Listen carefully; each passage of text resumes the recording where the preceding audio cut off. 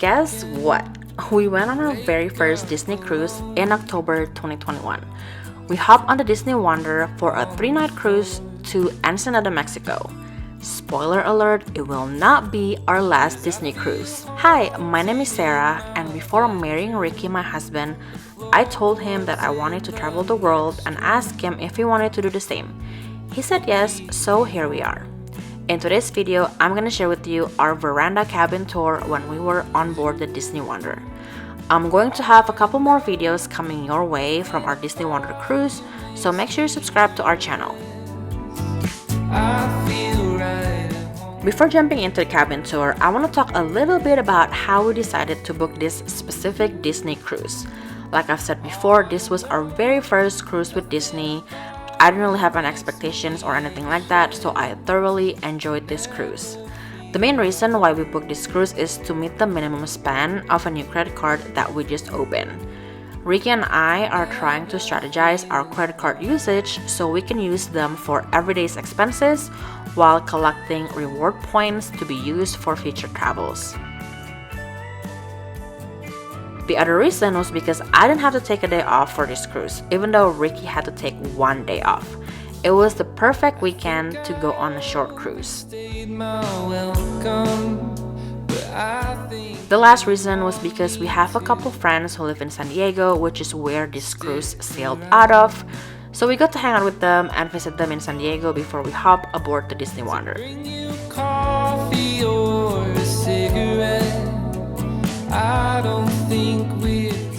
And the very last reason was because we never sailed out of the West Coast before, so I thought we'd give it a try. And I did not regret it at all. The weather was so perfect and we just loved it. We sailed out of Galveston and Port Canaveral for our previous cruises, and if you've been there or lived there, you know that it could get pretty humid. So we didn't spend so much time outside because Ricky got super sweaty real quick. But it was the opposite when we sailed out of San Diego. It was kind of windy, but we actually loved it. We will definitely try to sail out of the West Coast in the future.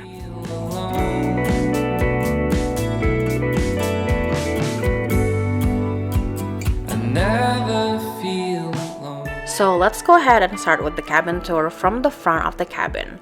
We stayed at a Verandah cabin on deck 7 and our cabin number is 7594.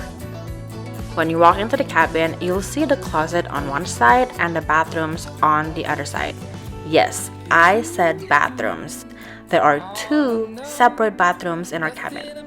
I'm not sure if all of the cabin types on Disney cruise ships are like this. If you know more than I do, please leave a comment down below. There's one bathroom with a sink and a toilet, and the other bathroom has a bathtub and a sink.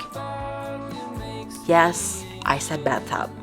They also provide shampoo, conditioner, body wash, and lotion inside the bathroom, so you really don't have to pack those if you're going on a Disney cruise. Something funny that I actually learned from someone from a Facebook group that I joined, she said that sometimes she brought little toiletry bottles and actually filled them up with the Disney toiletries. That was actually kind of genius. I may or may not bring empty toiletry bottles the next time we go on a Disney cruise.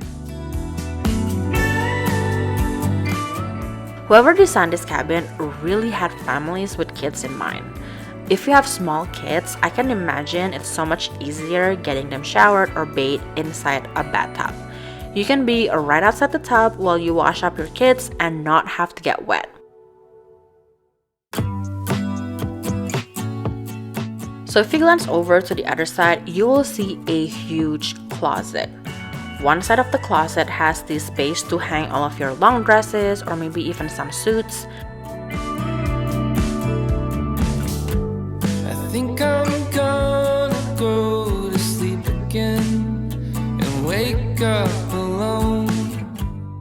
And the other side has some space to hang some more clothing items, but it also has a safe where you can put your jewelry, passports, or even your electronics.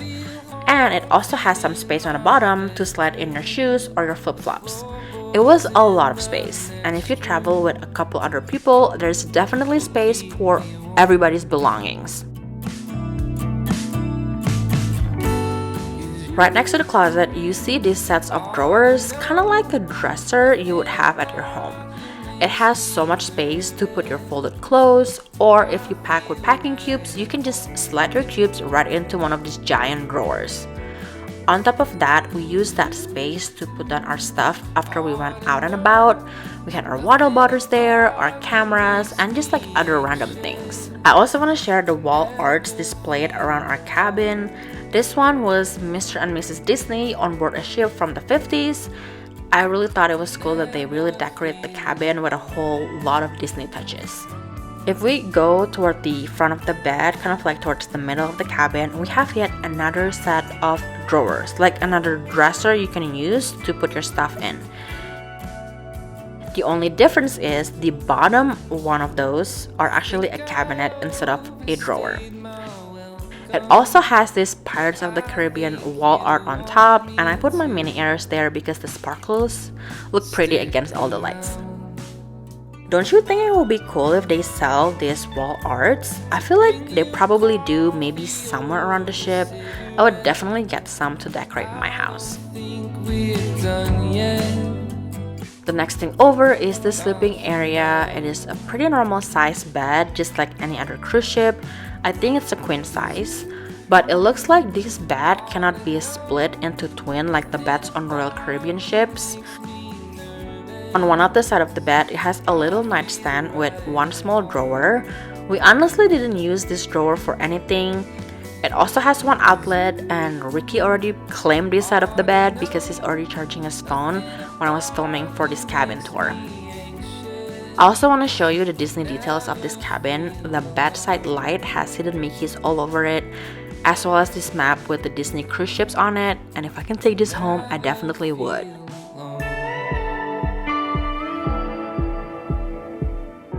And going over to the other side of the bed, which is my side, it is pretty identical with Ricky's side, except there is no outlet here because they have a phone in there. I actually received a couple calls on this phone. One is from the excursion desk to verify the time we were supposed to check in for our excursion in Ensenada, and the other call was from the restaurant manager at Palo verifying our C-Day brunch reservation.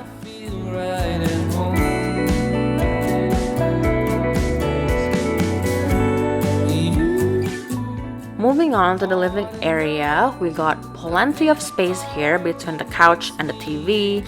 You also got a little table that we use to eat our room service breakfast. And if you have more than 2 people in the cabin, the couch can be pulled out as a bed, and you can also pull another bed from the ceiling to create a bunk bed. There's also another wall art above the couch that looks like one of the Disney cruise ships. Going over to the other side where the vanity and TV area are located, there is a cabinet space above the TV you can utilize to store your things.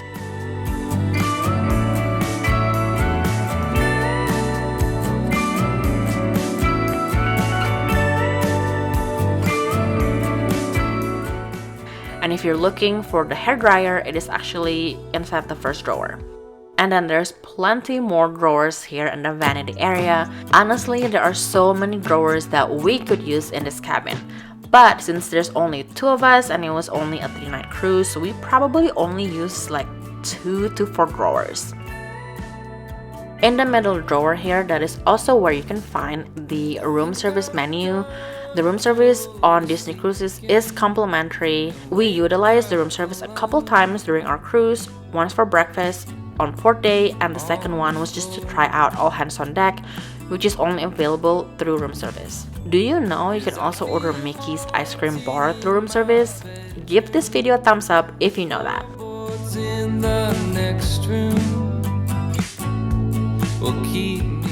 The last place I want to show you on this tour is the veranda or the balcony. We've been so lucky to have a balcony on this cruise, as well as the Royal Caribbean cruise we went on in September.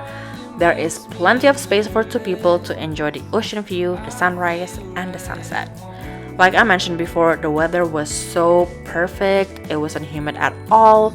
It was actually kind of windy and cold, which honestly we both really love. On our last cruise on the Mariner of the Seas, Ricky didn't even go to the balcony at all because it was pretty humid and muggy. But this time around, we actually spent some time together outside, and it was really nice. I never feel alone. Last but not least, I just want to share with you how much we spent on the cruise fare. For a 3-night cruise on a guaranteed Verandah cabin, we spent $1,900. We booked this cruise on a whim, probably a month before, and the Verandah cabin was actually cheaper than the interior cabin. Let me know in the comment below if you thought that that was way too much money for a 3-night cruise. But keep in mind, it is a Disney cruise. It comes with a lot of things that usually doesn't come with other cruises. For example, you can actually drink soda as much as you want. Room service is also included.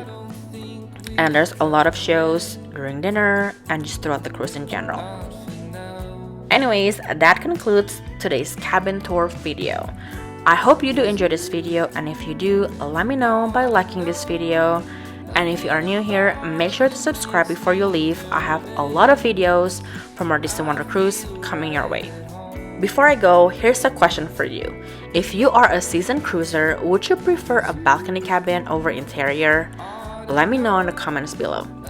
Anyways, thank you so much for hanging out with me today and watching this video. I really appreciate it. Make sure to subscribe before you leave, and I will see you in the next video. Bye! I never feel alone.